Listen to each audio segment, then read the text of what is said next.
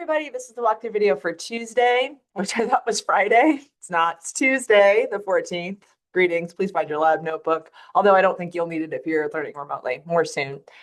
Try this one out loud. Do you remember the words for these levels of protein structure? Doing a little quick review as we get ready for this trimester final. Okay, today we're thinking about how enzymes are catalyzed by the local environment. Enzymes are what let biology happen on a livable timescale. So today we're going to explore those. So in class today, we tested a real life enzyme to learn more about its properties. Drake is saying no to toothpick, so now it's time for a real life enzyme. I'm just thinking to myself, I should retire this game. Okay, so here we are. We've got hydrogen peroxide versus catalase, a super powered enzyme who makes things possible in our bodies without accruing such cellular damage that it wouldn't be possible to do the things that we do.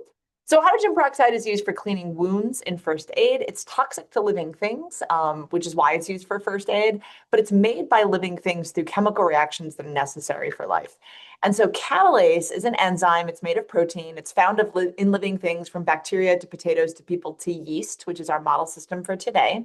And it denatures hydrogen peroxide to not harmful water and molecular oxygen, like in the air. So molecular oxygen is O2, and you'll hear me say that phrase a bit in this unit.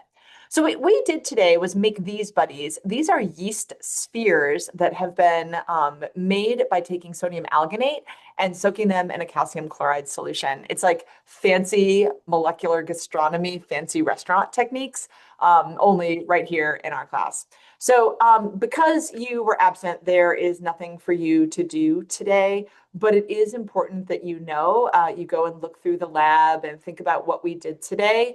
And you might even want to watch the video, although if you were absent just today, you don't need to collect data off it. And then one thing you'll need to know when we come back that I want to make sure you know is that if you pour calcium chloride in the cup and it turns out that we actually put the sodium alginate down the sink, you're worried. You're like, Dr. Milks, why are you obsessed with the sink? Because when the sink clogs, it's really terrible.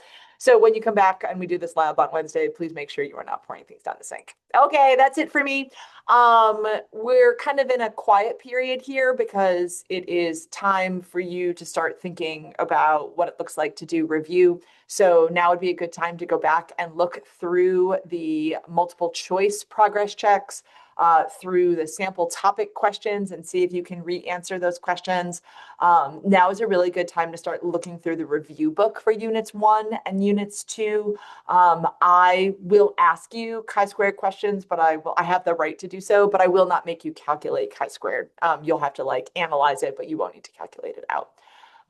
You are going to need to be able to use standard deviation and standard error, and we will do more of that by analyzing this lab next week. So I hope you're doing well.